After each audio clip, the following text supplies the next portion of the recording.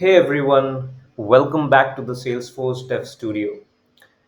This is the second video in the AgentForce series.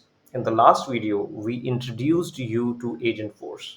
In this video, we're going to talk about the building blocks of an AI agent, that is, the topic and the action. So, before we dive deep into the concepts, let's first understand it with an example.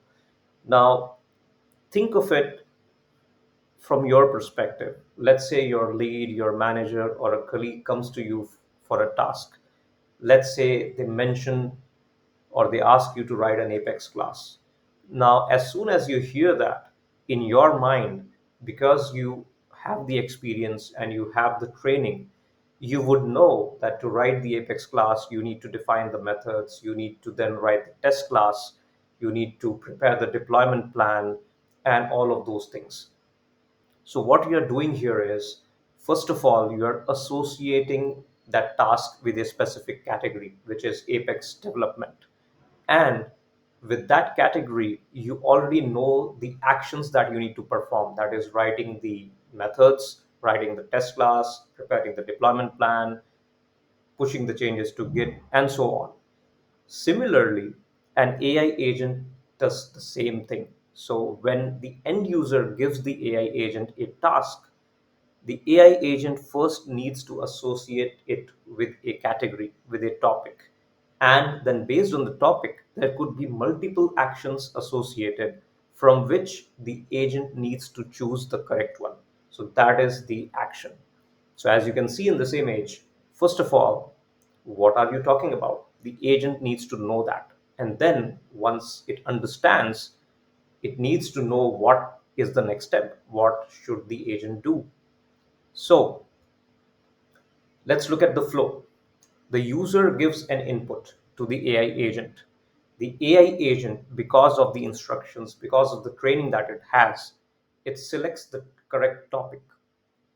Based on the topic, it selects the correct action. And what is the action? The action involves the backend development components that we have built. It could be an Apex class, it could be a flow, it could be a prompt builder. And using that, it could query data from the org, it could perform a DML operation, and so on. This is the overall agent flow. Now, let's talk specifically about topics and actions in details. So, what are topics? Think of topics like categories or themes that define what an agent can do. Now, each topic contains a specific set of tasks, and those tasks are the actions. For example, let's say you are trying to book an appointment. Now, you could also try to cancel an appointment, update an appointment, or send an email reminder for it. So, all of these are actually the tasks, all of these are the actions, and all of these are related to one common theme, which is appointment scheduling.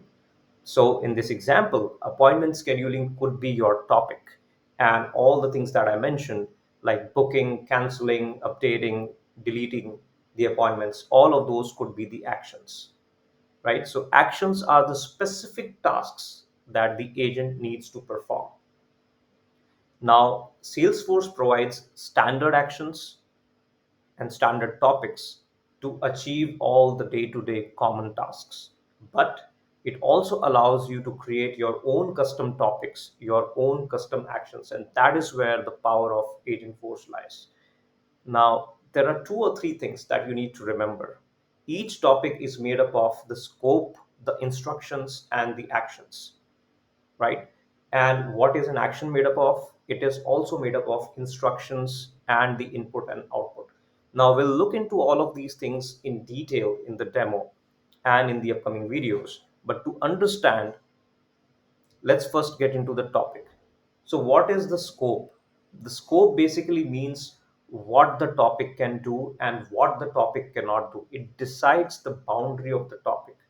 So, for example, if I mention the scope as your job is to just create, update, and delete an appointment, so that is the boundary for this topic. Now, if the user asks for something else, maybe it asks for details on the case or the account or the opportunity, that is out of scope for this topic. So the agent would not respond to that, or the agent would just apologize and not go forward from there. So this is the scope. Now, instructions are basically the prompts that you give. Now, with Einstein bots, it was a sort of a tight coupling because you had to give specific dialogues and conversations, configure them, right? But with AI agents in AgentForce, you have the power of LLMs. So it understands the natural language, it understands the patterns, and it also has the context.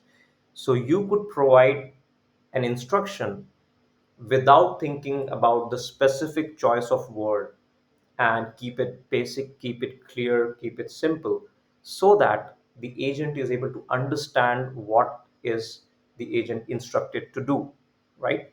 And once that instruction is understood, the topic is selected, the next step is for the agent to pick the right action.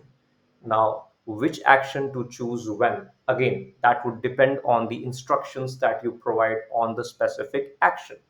For example, let's say there is an action called create appointment. Let me move to the other slide to show you this. So, as you can see here, we have two topics, case manager and appointment scheduler. Now, within these topics, there are multiple actions, like you can see. So, in the specific action, let's say cancel appointment, there would be an instruction column. So, in that instruction column, I can clearly mention use this action whenever the user asks to cancel an appointment. Now, this instruction clearly informs the action of the agent that the cancel appointment step has to be executed only when the user asks for canceling. So that instruction helps the agent understand which action to pick when. Okay. Now let's look at the short demo to understand it better.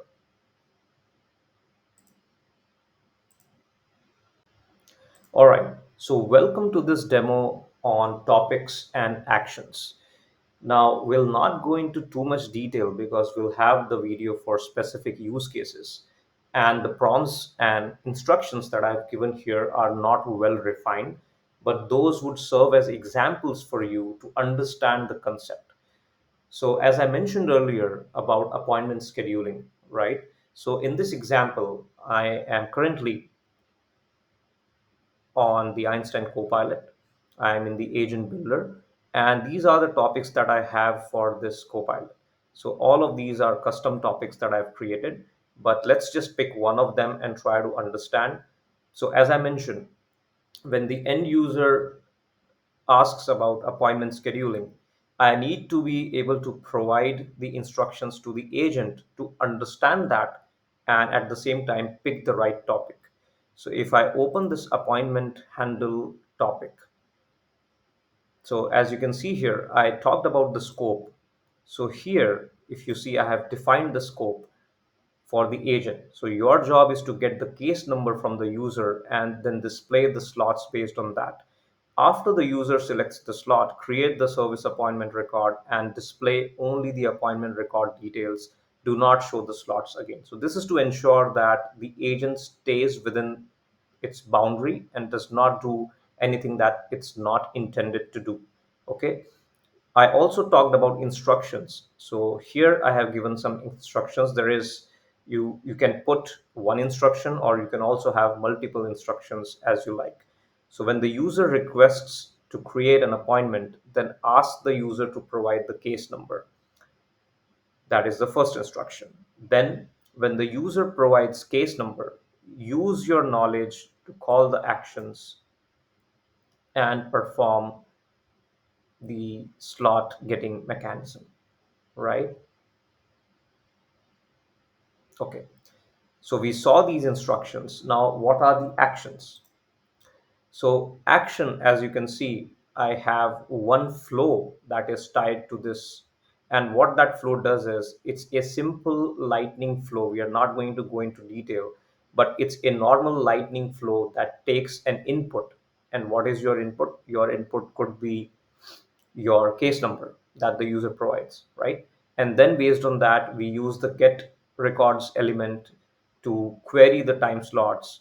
Then we create a variable to just show the time slot, and we return it as an output so that the user is able to see the time slots, right?